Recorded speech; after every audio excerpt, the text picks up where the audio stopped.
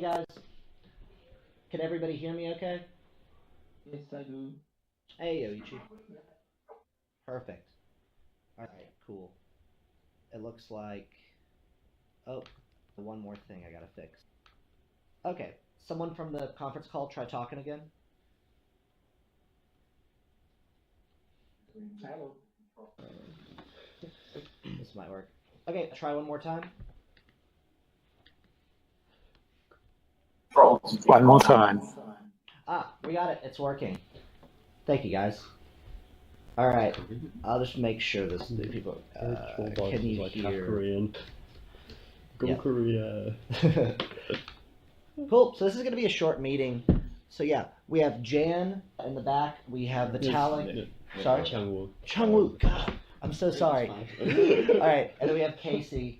So yeah, we're at Cornell right now, doing a week-long boot camp. That's pretty much what's going on.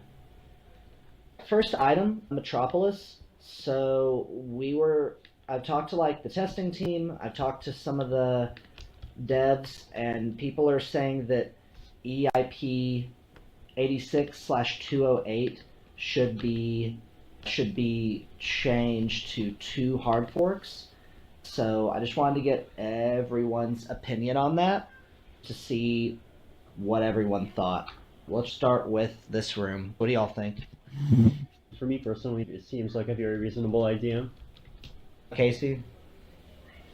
I'm in favor of deferring it and getting something more like ETH 101 in the next one. Which is ETH 101? I should add that to the agenda. Hold on. Oh, that's pre-composed for beginner arithmetic. AKA, which is probably No, 196. I'll link you to it here. Casey just said EIP 101, so that's like 86, but actually before 86. Just post it to the agenda. Oh, that EIP, Serenity Currency and Crypto Abstraction. Without the currency abstraction part, just the... Crypto Abstraction. Yeah. Oh, right. Yes. Okay, no, that's right. Which has since then turned into EIP 86, which has since then turned into EIP 208. So which parts of 86 would we take in Metropolis? And which parts would we defer?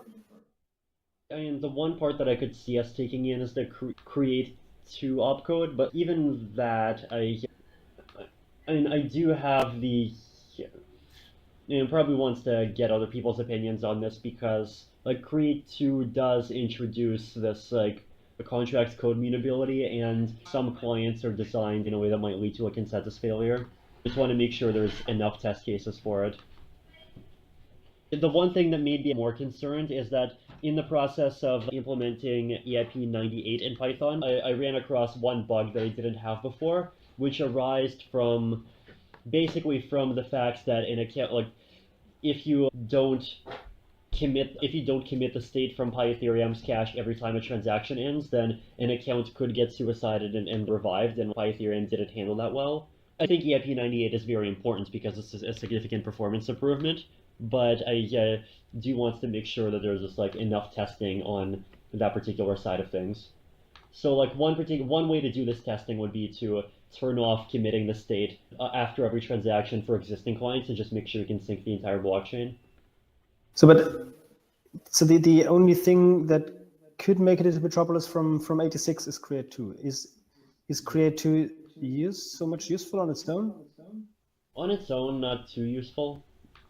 I mean, I could see it being a better way to create contracts in some cases, because one particular way in which create 2 is superior to create, for example, is that if you have a contract on the Ethereum chain and accidentally send ETC to that address, I know that doesn't work because ETC is not going to support create 2, but like if it did, then it would be easier to like it would be easier to recreate the exact same contract on another chain if you wanted. That's a small benefit. I think only including create 2 might be harmful because that allows an easy way to cause address collisions, and the client's behavior when address collision happens is one of the undertested realms and different clients Okay. behaved very differently until like 3 days ago, and I haven't. I'd be fine with deferring all of EIP86. Yeah, I think that it's better. It seems cleaner to not subdivide 86 through different hard forks because that just seems complicated. That almost organizationally, at least for me. Yeah. So if we were to not do 86/2208, what we would be doing is the rest of the EIPs, which include all of the cryptographic primitives for ZK snarks, the 96 and 98. So are 96 and 98, are they like pretty much done? Like, or is there any complications? So 98 shouldn't be too hard, except for the testing, just in case. The 96, all we need. So I wrote, based for that, you would need the hunk of code that you would stick into the block hash contract, and I wrote a version, but then Nick went and said that he could make a better version, and I've been waiting for that. If that's done, then we could use it, but if that's not done, then the other option is to just go ahead and use the one I gave. Okay, so Nick, what's the status on that? I discussed that in previous all-core devs, and somebody else was keen on taking it over, and it slips my mind who that was. I'm just going to look up the relevant EIP. You said 96, right? Mm-hmm. Yeah, that's block hash refactoring. Okay. And this should be doable within like an hour or two, so I'd recommend we get together and get it done today. Okay, that's fine. What I'm looking for when I'm going through these EIPs is there anything else similar to 86 that has very outstanding questions? By the end of this meeting, I want to say these are at an EIP level, formalized and accomplished. Removal of intermediate state roots. I remember there was an EIP where Nick wanted to replace the state root with something else. The idea, I think the latest... Oh, go ahead, Nick. I just updated the pull request earlier today to propose the conclusion Vitalik and I came to, which was that we should only store the status code. In that field, you would store a 1 if the outermost call in that transaction returned success, and 0 if it returned failure. Yes. Also, to go back to the block hash thing, pull request 643 is Pavel's attempt at refactoring the block hash stuff. I've just linked it in the chat. Okay, great. So it's just a few changes to the original EIP. Or is this a totally new EIP? I think I got lost. It's a new pull request on an existing EIP. Got it. I'm trying to pull it up. Oh, I didn't go to the latest one. And I actually like the 10-line solidity thing that Nick did a while back even more than either of these. Nick, do you remember what I'm talking about? There was one that did a loop, yeah. I do remember it after this. The reason I like that live is just because it looks simpler than either of these, because it just properly does a loop instead of having lots of different if statements. Mm-hmm. Yeah, I agree. You mentioned earlier just getting together and doing it. Do you want to pair code it afterwards? Sure. This will end early enough. We'll have some time. Okay. Interesting. Yeah, so they can get together after that. And Paul's solution seems complicated, but is it more efficient potentially? Or not to the point where it would really matter? Okay. So we'll have Nick and Vitalik and people stick around after to help with that. Anybody else who wants to help? Where was the list of the IPs? Here we are. The next one would be, I think we've gone through all the other ones. Is there any others that anyone sees that may have some outstanding things? I think 214 and 211 are finalized. Everything else looks finalized. Can anyone pull up the list, and if just everyone can take a minute? Does anyone know of any other outstanding things with these? Most of them are implemented already in clients. Let's go through all of them. Okay, so 86 we're deferring, 96 we can do, 98 is just like removing, commenting out a line, and then making sure you pass tests. 100, I think it's done. 140 is fine. 196, 197, 198, I think we have tests for. What is the status of the C++ tests for all three precompiles? Which compiles? The 196, 197, 198. This was the elliptic curve and the big N stuff. So, no, after CPP Ethereum passed the tests from Metallic, there's been no other progress, no additions. we have I been remember working the on some one other- thing we got stuck on is that for modular exponentiation, some people wanted to use Karatsuba for determining gas costs. I remember was one a- thing, but that was solved a long time ago. How was that solved a long time ago? I'm looking through right now and I It's just decided. so long ago that I don't remember. Yeah, was this the one where this was Daniel Nai, Yeah. and it was a June 2nd comment, and then he And then- said that Karatsuba method, Mhm. and then I don't know what we just. I think Robert from Parity might have done some estimation after that to compare is what it's looking like. Then he told me he began generating some tests, but he never showed me the tests themselves. As far as I know, he did write a test generator and a test suite. Maybe Okay, we then, should... so I wrote this big function where I wrote I have a couple of proposals, and then I have like this simpler piecewise quadratic function, and something else, and then I'll paste the comment in the chat. the one thing that concerns me is that between all the bits, like the bit-based pricing, the gas schedule for 198 is getting complicated. Like it's literally more complicated than the actual exponentiation. Something to note is Daniel did thumbs up your comment since he's not here to say. The fact that like the gas schedule is getting this big just makes me a bit uneasy. Are there other comments like Peter, Christian, or anybody about the gas schedule? I feel like this is the other thing we might want to like talk through today and finalize for 198. For 198. Okay. Yeah, so then we're fine with 196, 197. Can we go back to the Yeah, let's run through. 211 return data size, return data copy, and 214 static call, and I think we're all fine there. Those were finalized. Yeah, okay. Okay, and then I think we're fine. Anybody else have anything from the accepted EIPs list? Again, we highlighted 86 as being deferred to a second Metropolis fork, 96 and 98 being basically finished today, as well as 198 getting through concerns about how we're going to be doing it. Okay. Let's see what the next thing is. Do we have the gas cost specified for the elliptic curve addition and the No. scalar multiplication? Right, yeah, so this is the other thing that we were supposed to talk about, that there was a bunch of benchmarking that happened, and this was supposed to feed into gas costs for all these pre-compiles. So Martin did some gas estimation based on Geth, and I believe Arcady also did some based on Parity. I'm not sure it was for that particular opcode, but Okay. Martin said, I'll try to consolidate the Geth benchmarks for opcodes later on. The Parity team's on a retreat, and they don't have any updates. We can ask them later for the gas cost estimations. It's probably safe to change it even 2 weeks before. Okay. Sounds good. Let's see. I pasted in a link with Martin's numbers that he generated about 2 weeks ago. So I'm not sure how relevant they are. I figured I'll just share it. Thank you. I'll pull it up. Okay.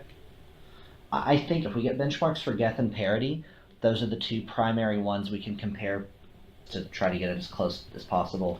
Would this be something where we could change this on hard fork 2 if we find out that it has been miscalculated or misestimated? Okay. We've gone through this EIP list. Any other comments about this particularly? No. Great. Section B in the agenda is updates to testing. I think Yoichi's the only one in here who... The interesting thing is now Felix implemented general state test in Go Ethereum, and many things can be improved in the test formats and the testing infrastructure. So the efforts and the focus is somehow shifted to the infrastructure in these weeks. Felix was working with the C++ team to port all the tests to Go Ethereum so that we can run it as part of our CI infrastructure, which entails rewriting mostly all of our consensus test infrastructure. And it's mostly done, but they are kind of ironing out the quirks and trying to figure out the weird corner cases that are really hard to port to other projects. So now it's great that the Go Ethereum client can run the general state test format. And with respect to adding new test cases for Metropolis, when I see the Google spreadsheet of test cases, 70% or 80% of the lines are already green, saying implemented. That's very promising. Is that just for general state test or across all of the Metropolis tests? Across all of the Metropolis tests, but we have more progress in the general state tests that involves only one transaction. We are not, so the progress on the more complicated cases involving multiple transactions is not as good. Great. Any other updates with regards to testing, Yoichi? No, not from me. Thanks a lot. Let me see. Welcome, Jan. The next is the updates from the client teams. Parity's done.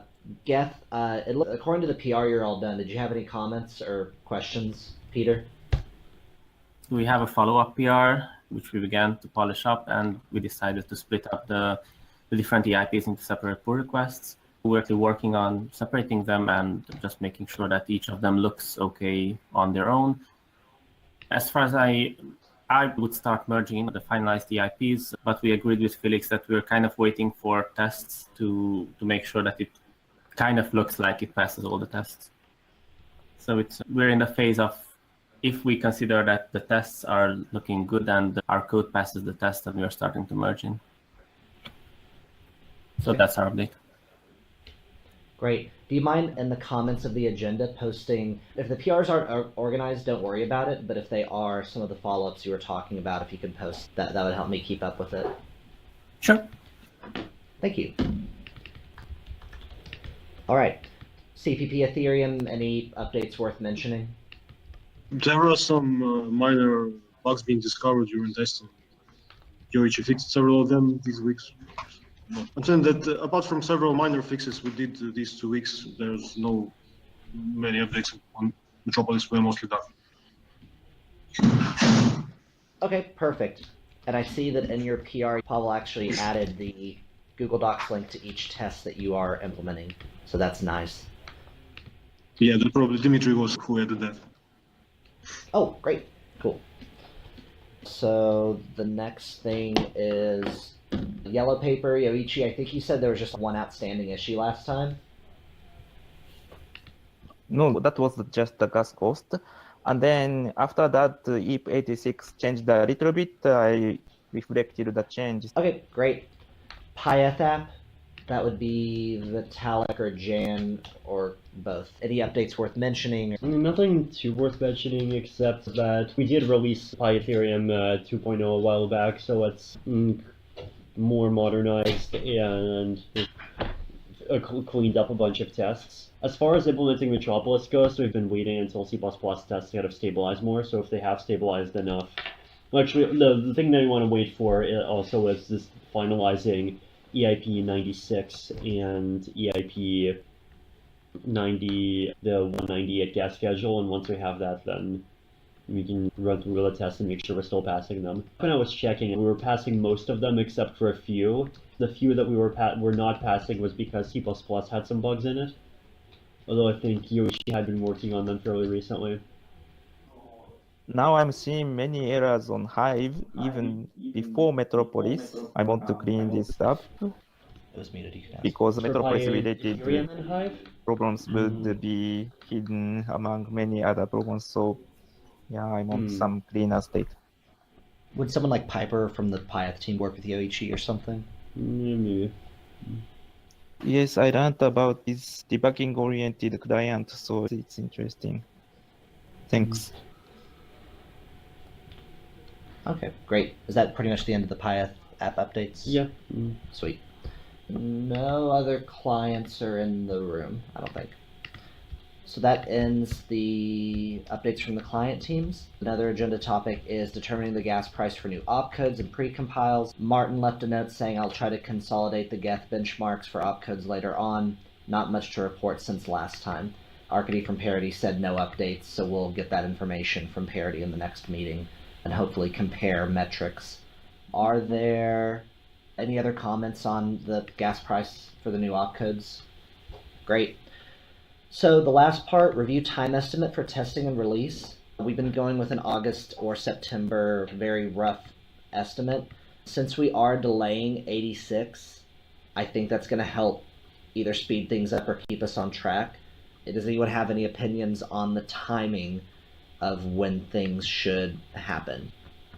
What I still don't know is how many of the police tests can go Ethereum parity run with success and how much failure I'm missing.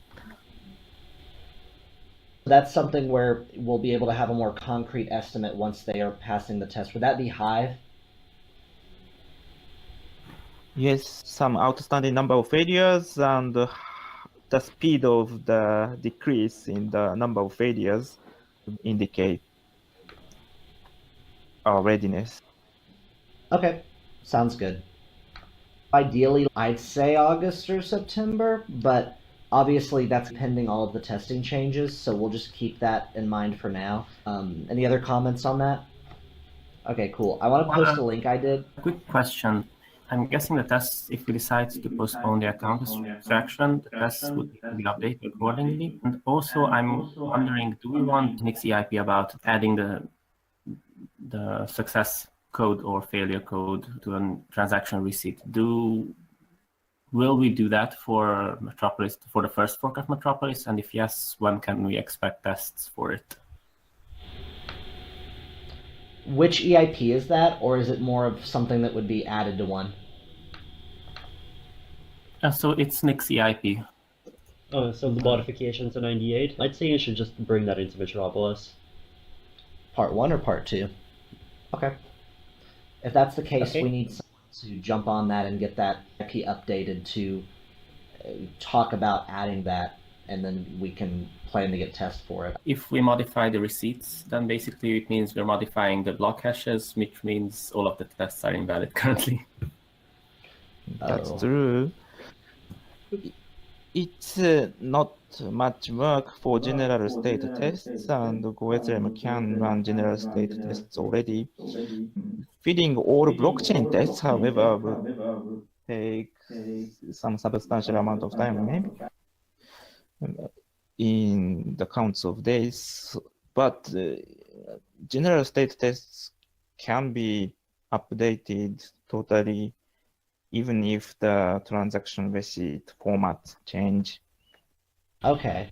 So is that something that, now that we've delayed 86, would be something you'd be in favor of, Yoichi? It would be additional work in the grand scheme of things. Yeah, But it might- with this additional work, I still prefer the delay of ETH 86. Oh yeah, no, I'm specifically talking about how much extra work would be put on for the changes to the block hash that you were just describing, or to the hash. The change of the transaction receipt, we already are changing receipt formats, and we have updated the tests in a matter of days, so it's not a blocker. Okay, that sounds good. Who should be responsible for editing that EIP? That was 98, correct? Yeah. I think that might be Vitalik? Yeah, I can do that. Hold on. Okay. I I think it's already in a comment from Nick or someone. I can just add, literally edit this right now, I- and I'll basically say, I actually wrote 615 as a replacement to 98, so I think with 615 we don't need 98. let's check 16. You said 615? Yes. Okay. No, hold on. 615 is subroutines and static jumps. Sorry, one sec then. Oh, 658. Oh, 658. Oh, yes. So it's literally a copy of a 98, but with your additions? Pretty much. 98 just suggests removing the intermediate state field, and 658 suggests replacing it with status code. So it should be possible to delete 98 and replace it. 658? Okay, great. I think Vitalik might be adding it to 98 since everyone's kind of already gone there. So The content matters, not the number. Yeah. Either way, we all agree and we'll add it to one of them and push it forward. If we obsolete it, I'll know that in the README. So Nick, you have a single byte. The way I'm writing it up is we have 32 bytes. And the 32 bytes. 32 bytes of zeros with or 31 bytes of zeros into one. Pretty much, yeah. Okay.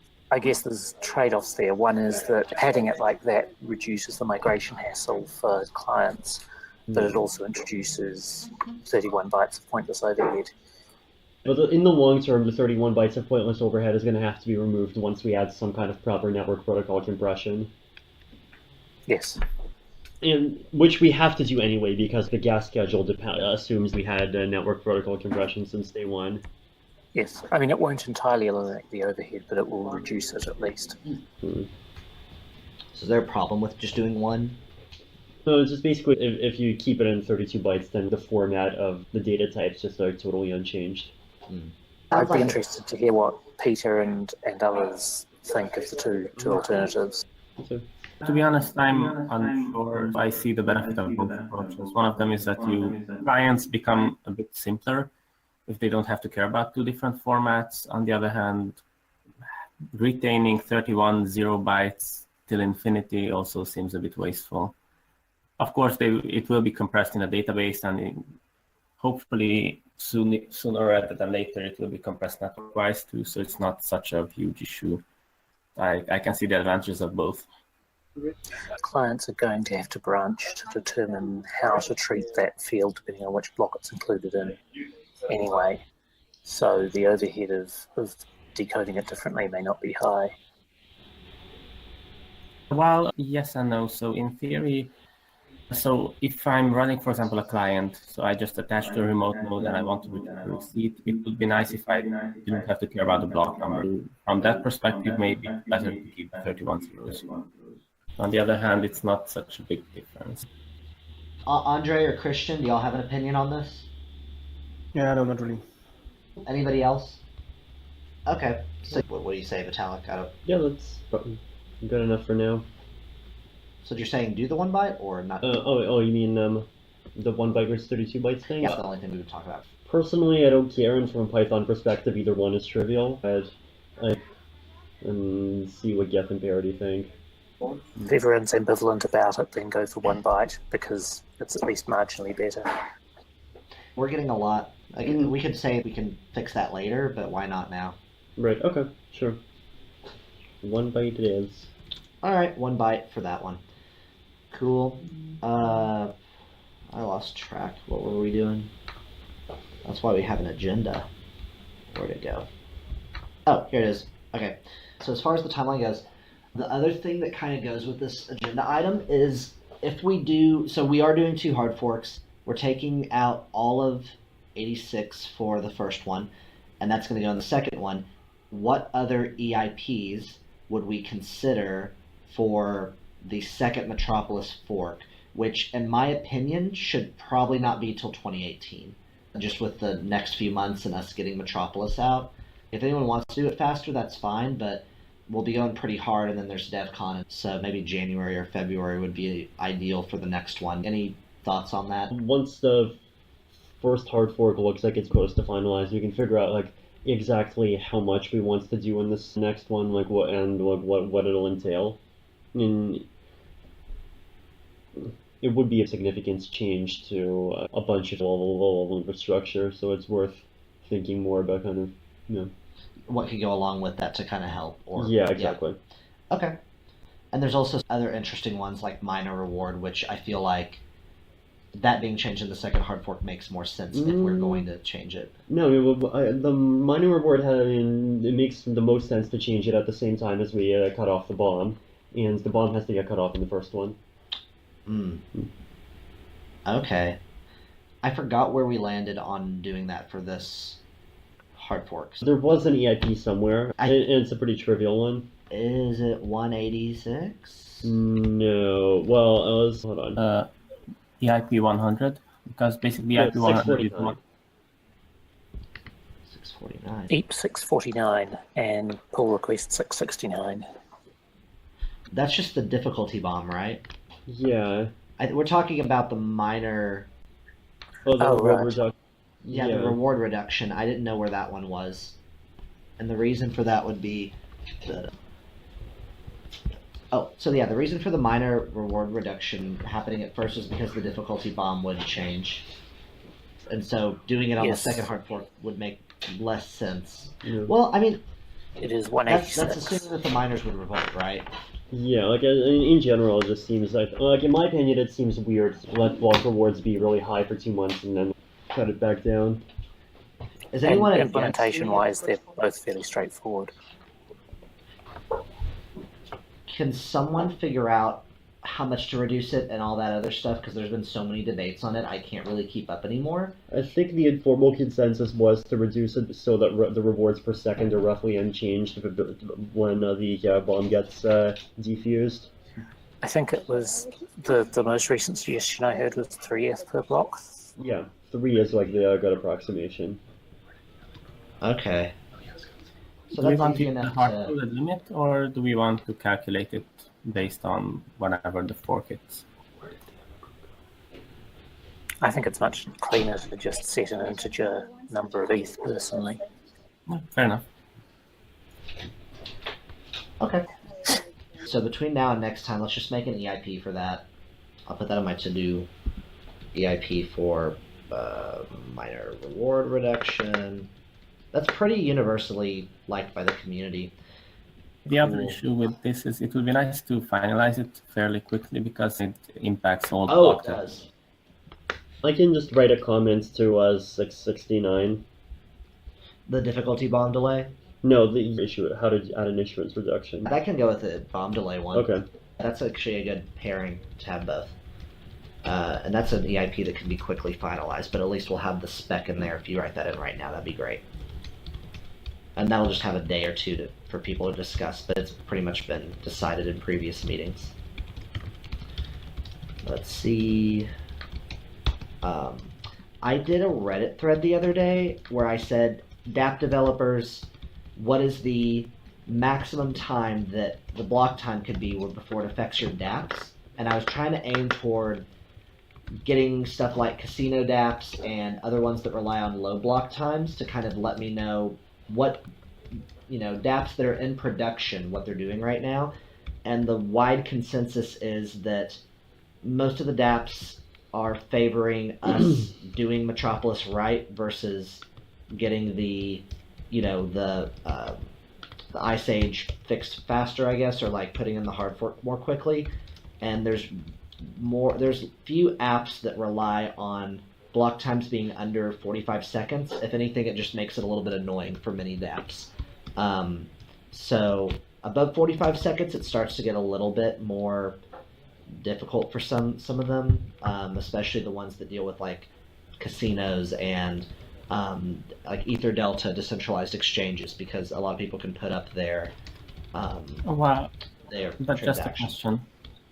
Yeah. So I'm not sure how relevant this is, but so I can imagine a few apps that it would be smoother if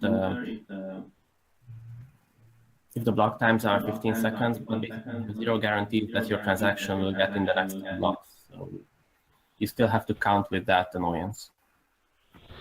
Yeah, and all I was doing by doing this thread was to say, if Metropolis goes out and like we have problems and then it gets pushed in October, where it could, I haven't run the calculations, but I think it could get to 45 seconds by October. How much would that affect the network as a whole? And it's sounding like it wouldn't be the end of the world. So, well, I guess Go ahead. So basically, if we go from 15 seconds to 45 seconds, but at the same time we triple the gas limit, then in theory we're at the same thing. Yeah, that would be in theory, depending on also you know, if the network with all the, you know, the coin distributions recently, like how many transactions are killing blocks, that's slowed down a lot though. And so no one can predict the future, but I would reckon that we don't have like huge like full block delays like we've had with recent coin offerings beyond the end of the year or before the end of the year. So yeah, and then I guess the miners can just adjust the block gas limit. What were you saying, Nick? I was about to say exactly what Peter said. Great.